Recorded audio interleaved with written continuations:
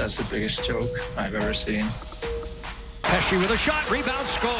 John Tortorella, though, challenges for offside on the zone. Then they decide the goal stands.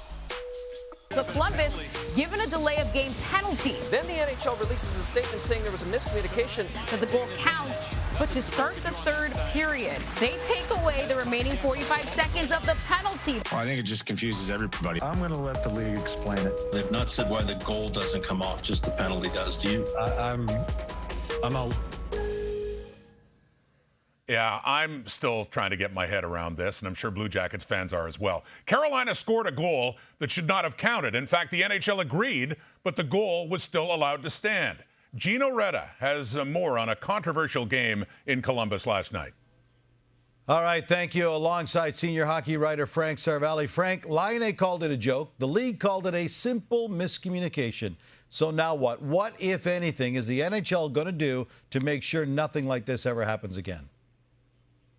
Well, Gino, that's exactly what the NHL's executives spent part of today trying to figure out is how do we move forward and make sure that this doesn't happen again? Do we institute or do we need some kind of rule change that would allow us to go back and rescind a goal if video evidence makes it quite clear that the goal should not have happened? Well, the gatekeepers to a rule change like that, the NHL's general managers, I connected with a handful of them in an informal way to try and get their sense of whether a rule change would be needed. And the indication was that they were pretty split on the subject. Some thought this is something that we should definitely take care of. Others, and I believe league executives remain in the same camp, that this happens so infrequently and it's such a rare situation that might pop up that we don't need to go and rewrite the rule book in order to fix something like this. I can tell you that this really was like a perfect storm. So many layers of things that happen in order for this calamity to end up being the end result with that goal ending up counting, including a video review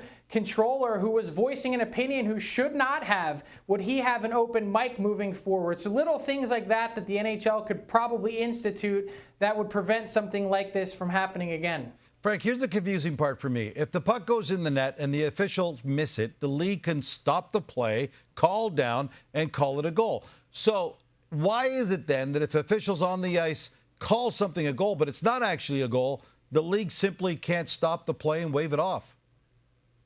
Well, that would be another way to fix this, and perhaps an easier way to fix this would be to give the NHL's war room, the hockey operations department, the ability to stop a game where they could press a button and it would blow the horn in an arena to pull things and play to a halt if they feel like they're in an uncomfortable position where they may have gotten a call like this one wrong. And I can tell you, in talking to people in the NHL's hockey operations department, that's what they prefer would have happened in this case, that they stop even after the puck was dropped to take another look at this and get it right from the very beginning, rather than going through an intermission and rescinding a penalty and essentially being in a position where they're half right and half wrong. It seems illogical to me that they would take that call and that power play off the board but still allow that goal to count. So many things to unpack here, Gino, in really a strange circumstance for the NHL that's left the league with a black eye. And how important is it to get it right? The missed call goal cost the Jackets a goal in a one-goal game where just 1 point currently separates 5 teams fighting for 4 playoff spots. This could come back to really haunt the league.